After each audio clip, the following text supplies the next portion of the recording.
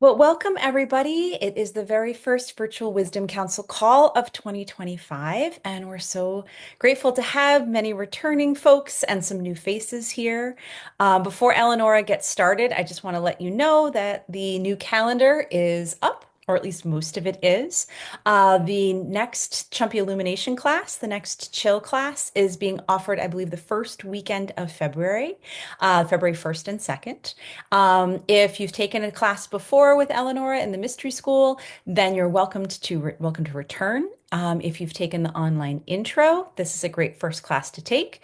If you haven't taken anything in the school yet, we have a new way to get started at the Sacred Center, and that is with a special one-on-one session with Eleonora that also comes with a copy of the book and cards. So that is not quite up on the website yet, but it will be. If you're interested, please just send Eleonora an email. It's as easy as just clicking reply to the message that you would have gotten tonight. It's info@sacredcenter.net. And let Elle know that you're interested in booking a session and joining the class in February. We've automated so many things, and you can do so many things on the website with a click of a button. And sometimes it's just easy to reach out person to person and get things started. So you're very welcome if that is something that interests you. Also on the calendar soon is the next trip to Peru, which is coming in September. So keep your eye out. We'll be sending an email as soon as all those details are announced. And if this is the year, if 2025 is the year for you to come, then please consider it. And we're now I'm going to introduce Eleanor and get started. I think we're going to start by talking about how we've begun to envision the Virtual Wisdom Council in a slightly different way. We've been doing this well over 10 years. And it just sort of, we're always kind of coming up with new ideas and approaches, but something new has hit. So maybe Elle will start there and talk about that, and then we'll dive into the rest of the teaching and the meditation. Hi, everybody. Thanks for being here. Happy New Year. It's like January something, 15th, and it seems like such a long time since January 1st. So much has happened in 2 weeks. It's like acceleration, that's for sure. Astrologically, I'm not an expert in it, but astrologically, this is the year 2025 to really renew, revive, really step into a collective embodiment. And in doing that, one really excels and gets healed physically and psychologically because of it, rather than be on the path of self-healing. So I wanted to do the virtual wisdom call a little bit differently, and I wanted to really try to attract folks that know me, but ones that don't, and sort of just the form will be more like collective, and from doing it collectively, one benefits personally. And one of the main states of consciousness that we're trying to embody is being in a place that we don't know that we don't know. And I just wanted to read what we sent out, because when I read it again, I said, wow, that was good. We said that. So as we move into this new year, it is as if we are moving into a new world. And just think about this is, 2 weeks in, and think about how the world is accelerating on every level so far. So much is happening. And now more than ever, it is up to us to help decide just what sort of world we are creating. We're receiving a collective invitation, not only to step into the unknown, but to partner with the sacred unknown. And herein lies our opportunity. And, we live in a very bilateral world. We either like this or we like that. We either bow down to that or that. We're either a vegetarian or not. Those are the vitamins that are the best. These are the other ones. It's like, oh, it's like this. So to really like start out and really get into a state of mind where it's called the non-dualistic state of mind, where you can hold two opposing forces together without doing that. I like that. I like that. If I don't do that, then that won't happen. I'm like this because of that. The mind will keep us in that place as long as we let it. And this is the time to really practice being in both places together, not choosing, and really training the mind to go in the background, surrender the mind, dip into the middle, the non-dualistic self, the self that can hold opposing forces. Really be okay with what you don't know that you don't know. And from that place, you receive information. Everybody knows this. Sometimes you're like, oh, I give up, I surrender. And then all of a sudden phone call comes and you're like, oh, really? Okay, I'll do that. That's kind of like the place that I really want to experiment, train, and push us along, because that's the time that we need to practice. So in our next group healing, we're receiving a collective invitation, not only to step into the unknown, but to partner with the sacred unknown. In our next group healing, we'll discover what it means to open the heart. Of course, that's also part of it. The heart keeps us in a very limited space, because if we show our vulnerability, people will see us and then we'll feel ashamed. And in the chumpy world, shame, blame for self is the number 4 chumpy. And it's all about the heart. And it's all about, really practicing compassion for self. I always repeat this because I need to remember it myself. We all want to give to others, but we don't know how to really forgive ourselves, be vulnerable with ourselves, not have to know everything. So compassion for self is a big idea and a big energy form that we need to try and light up in us. The heart is the place that if you keep allowing yourself to be in what you don't know that you don't know, you go deeper and deeper and deeper till you find that radiant self that isn't the mind. And the good news is that we don't really have to meditate to get there, okay? I feel like sometimes meditation gets in the way for people, because it's like, oh, I need to still my mind. I need to still my mind. And if you need to do anything, you're not there.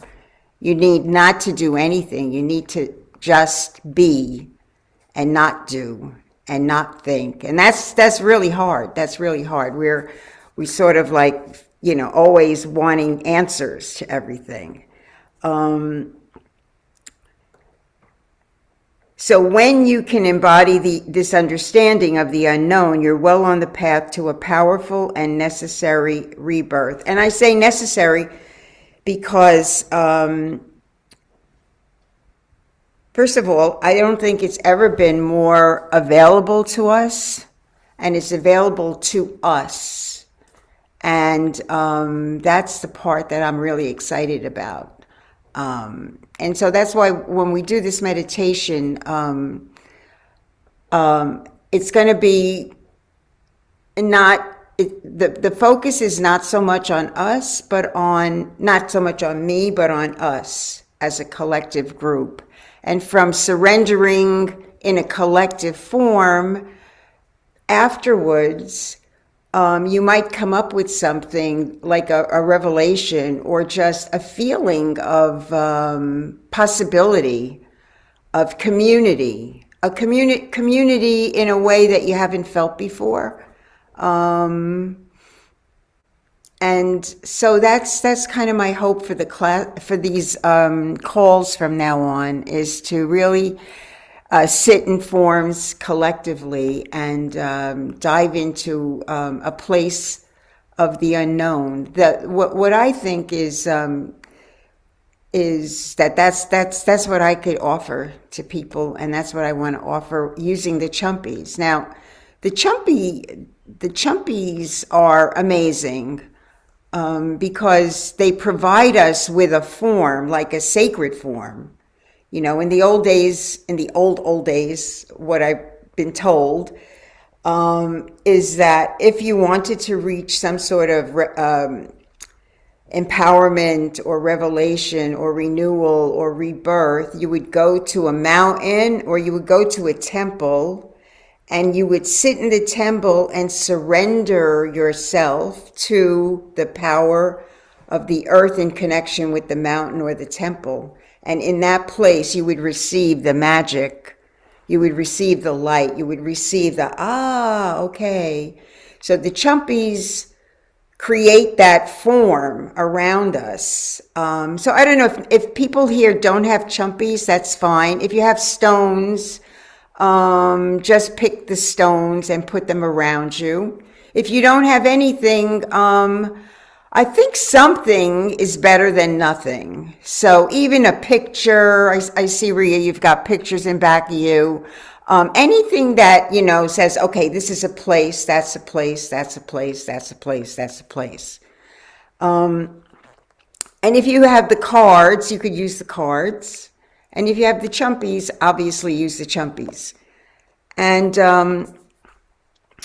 Sue, do you have, we just had our advanced class, so we're kind of in the vibration of, really pushing this train down the road here. Do you have any input about what I'm talking about? Well, I really loved the what you were talking about, that the chumpies are like a portable temple. Like wherever you are, you can pull out cards or stones and use that anywhere. You don't have to travel to, Egypt or Peru or to India. Like you can have that around you all the time and access each one of those states of consciousness where you are. And I think that that's like such a very powerful thing, because everybody keeps looking outside for something that they can get. But these forms that we lay in are, I don't know, they're so potent and they're right here. They're so available. And it's the allowing, I know you're going to do a healing, but like allowing yourself to lay in it and not have any expectation of anything. Like no idea, like what's going to happen? Am I going to feel different? Like no question at all. And to just allow yourself to sink into that form and see what happens. So, yeah. Yeah, that's it. And once you get into it, it really teaches you to not need to know answers or revelations, or to surrender. The word is surrender, actually. Surrender and allow, and receive and renew and rebirth. All these words are being used by spiritual teachers, if you noticed, as this year is beginning. Rebirth, renewal, recharge, the ability to not be your mind. We became our mind. We became our thoughts. Our thoughts are so not in charge of us in this place.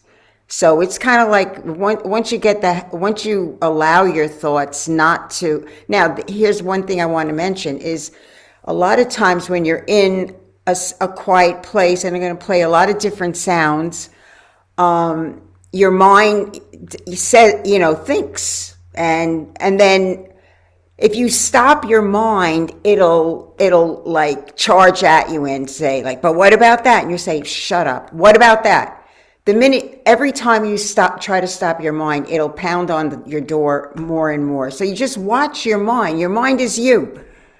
Watch it like a child and go like, oh, that's interesting. Just notice it, but don't try to stop it. the old affirmations really didn't work, I don't think, because if you say like, I am a happy person, the mind does the opposite. It'll say, what? What about that? That's making you happy, but you're heavy. But you don't have a good job. So, but if you say, I am becoming happy, all of a sudden your mind takes a back seat and goes like, oh, all right. Oh, okay. So your mind is like your child, you know what I mean? So learn through this is, if I could offer anything, this would be it. Be comfortable with your mind not running the show. Okay. The other part of it that when, for me, what happens when you hit the sounds is that I allow my mind to follow the sound. And by doing that, I'm not now attached to any thought because my attention is now on how does that vibration feel? Oh, it feels like it's making that kind of motion. Where is it in my body? Like I'm just following. And once I start to follow it, I start to drop into a whole nother place. Instead of saying, I'm not going to think about something, I'm going to notice. Like it's like the sound feels so important in so many ways. And thank you. And sound healing is a big thing. It's really out there. So this is an ancient formula actually, to have an intention and to play a sound, to listen, because when you listen, you can't think, right? And to be in a form, a sacred geometry form, a form, and the chumpies get a little bit more complex because each chumpy embodies a certain state of consciousness, et cetera, et cetera. But I don't want to go into any of that right now. I want us to be a collective group that really just gets this part, and we could get more detailed as we go on and have more of these calls. And if you come back and we could practice this. But for now, do you have? Marisa, did you have anything else? Just sort of to flow from what you and Sue are saying, and part of the when we landed at this space of thinking, it really feels like a time to consciously shift these virtual wisdom council calls towards the collective, and knowing that because oftentimes we come to healing because we're individually hurting, whether it's physically or emotionally, or we're looking for something. But sort of to piggyback on what you and Sue are saying is this whole idea of when we can surrender and really release the mind, we can also release the what do I need to get from this? And how much more freeing it is to be able to kind of lie in the chumpies to experience this work at this collective level that says, I'm bound to get something by this just by the quality of the attention, by the beauty of the sound, by the power of the community.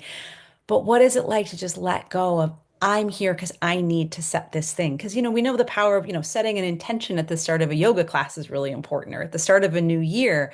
But what you're kind of offering, inviting us to do is that radical thing of kind of letting some of that go and just sort of be in this space, and trust it, which is itself sort of a radical act. Knowing that we're held by the group and by the work that you're doing. And that it'll ripple forth. And it's just, to me, that feels so soothing at the end of any given day when I've been running around and making sure that everything's taken care of and checking everything off my list and thinking. I really don't have to do anything as soon as you release us from our chairs and tell us to go lie down. And that's really a delightful thing when we can allow it to happen. And the universe is conspiring on our behalf. So we don't have to go out there. It's conspiring. It forms a bubble around us, or an energy force around us, as we surrender more and more. And so as I said, this is an ancient formula too. So we need an intention and a thought, but we don't have to think. Once I say it, it's going to just go into your cells. You're going to know it. It's freeing the mind, freeing the body, but the main thing is to surrender into the unknown. This is our next step as a collective people, surrendering into the unknown, okay, by freeing the mind and freeing the body. And I put this, I don't know, attuning to the radiance. I don't know where I got that from, but somebody must have told me that from somewhere. And then we dip right into the heart, okay? So if you have the book, I was trying to keep it simple, and the form for this, really, a really good form for this is the star, right? Because as we know, we are of the stars. We're made up of the same elements, the same science of this. It's like we are stardust, right? And it's interesting when you look up at the stars. It's like how far away is the star, right? The star is kind of like the seam between this world and the next world. What's beyond the star? We don't know. But the star is like that blueprint of like our earth, the vibration around our earth as it emanates out. And we know that there's even more and more and more outside of the stars that we see. It's infinity, right?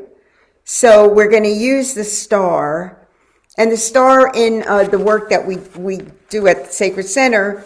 When that comes up, it's always like we're right up against what we don't know that we don't know. It's like being on top of a very tall mountaintop, and then, looking down, and there's just everything all at once. You're in a place where you're in a place where you're just connected to a greater reality. And so the star, I'm just going to show it in here. See?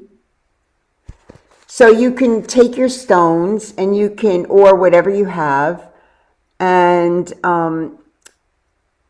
you can put one above your head. You can lay down, put one above your head, two, outside your shoulders, and two further out by your feet. And then always put something on your heart, because the heart is like the heart is our center, because the heart is the radiant light that connects us to what we don't know that we don't know. And it gives us life. The heart gives us life. And to find the depth of the heart, not to find it, but allow your heart to sink over time, sink deeper and deeper into the heart of the planet and into the heart of the universe. So that's the form. And then have something on the heart. And I tried to be a little bit different here. I took out some bowls. I have a lot of bowls. That's the other thing I wanted to mention is one bowl. If it's an old Tibetan bowl, that bowl could be 200 years old. That bowl is made of 9 different metals that come together to create a universal sound. It's like incredible. And so some of these bowls are very old. Some are newer that were made by a family in Nepal that takes all these different metals together, and they make the bowls only on a full moon. So one bowl might take them a year to make. So each sound really like connects to something beyond, right? Then I have some old bells. I have rattles that come from indigenous places that are old as well, and are from Hopi tribe, and also the rainforest. So I have just wanted to mention that and honor my sounds, because one sound is is a lot, taps into the vastness of where we come from and our indigenous heritage as well. Did I miss anything? No? Only that, if we're picking our own chumpy stones, for those of us who have the cards or have our own stones, we're just kind of leaving it to us to pick which stones go where. But Yes. we know we have the form, but we'll just kind of leave it to us to see. Exactly. Do it intuitively. Just let your mind and your body and your spirit just pick the stones, right? And if you have the chumpies, and do it intuitively, add them all up and see what they add up to, and then put that stone on your heart. Or not, you know? But that would be something that if you're familiar with the Chumpy stones and have done the Chumpy work, that's what you could do and see what that adds up to, and that goes on the heart. Perfect. Okay. Okay? All right. Jamie, do you have Chumpies?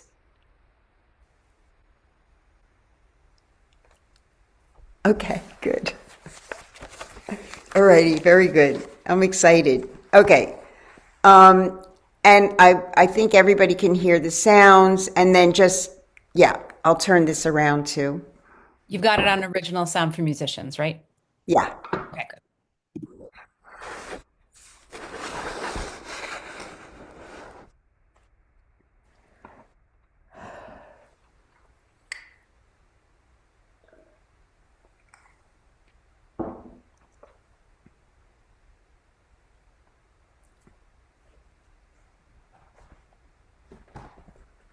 I'm going to give everyone a few minutes, okay?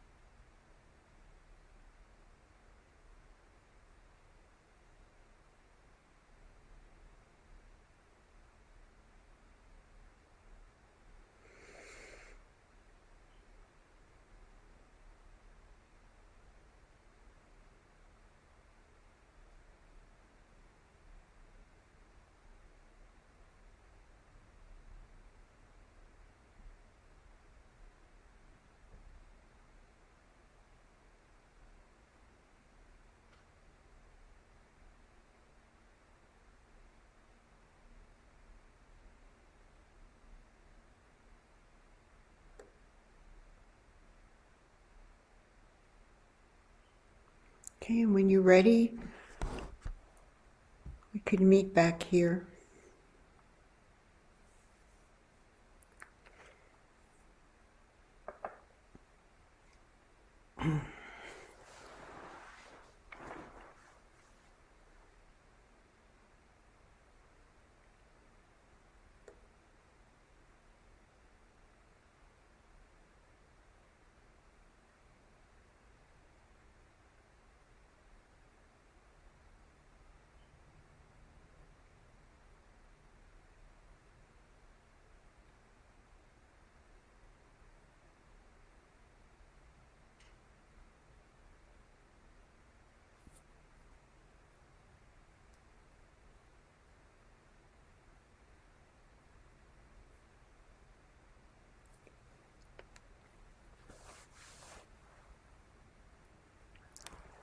If you have the chumpies, you can lay in the same forms, say every night. You can put them around your bed, or just you can meditate with them for a couple of days.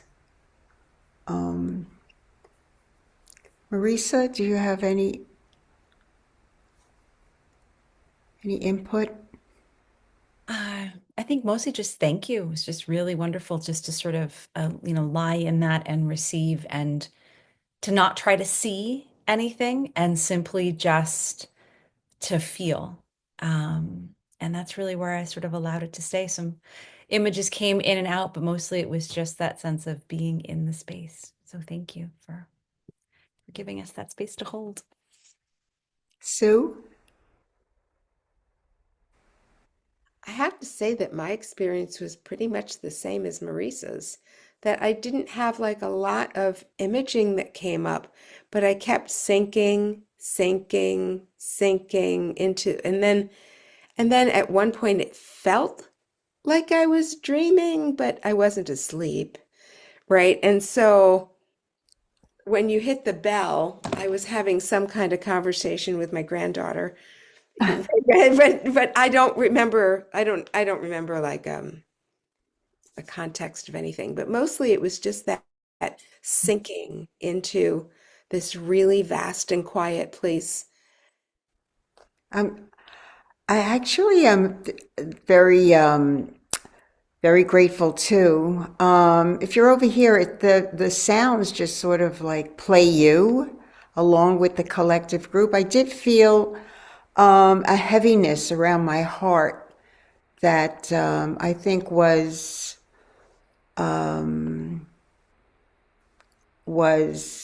noticeable for me.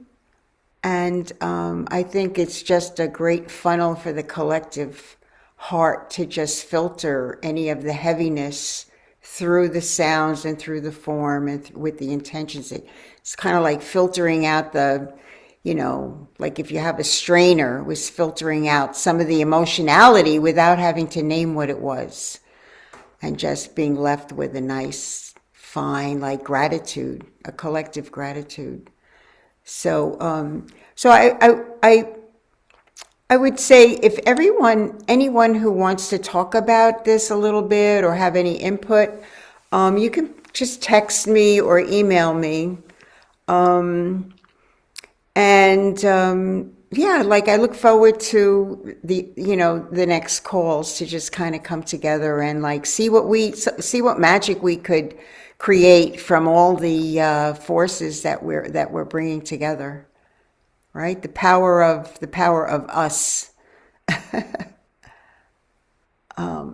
Yeah. So I really, really want to thank everyone for showing up. Honestly, it's an honor, and I'm excited. I'm really excited for the next call, and if anyone wants to work more with on an individual basis, just give me a call. And keeping in mind too that that next class is February 1st. And that's Yeah. where, that we're really, I think we see these virtual wisdom council calls as a gorgeous way to keep the lights on and keep people kind of moving through, but to learn about what the chumpies are, their individual meanings, how to really start to use them, that's where the classes come in. And that will Look forward to probably the next call we'll have in this format. It's about 6 weeks or so from now, but that next class is coming up in a couple weeks. Yeah, thanks for that. Yeah. And we do the classes, you can take the classes, it's on Zoom as well if you live far away, or if you live in another country. And yeah, we'll see how it works out this year. It'll be fun. It'll be a lot of fun. So thank you everyone for coming by. We'll see you soon. Thank Thank you, you. Eleonora. Right. Bye-bye. Thank you. Okay. Bye-bye. Bye. Thank you. Bye-bye.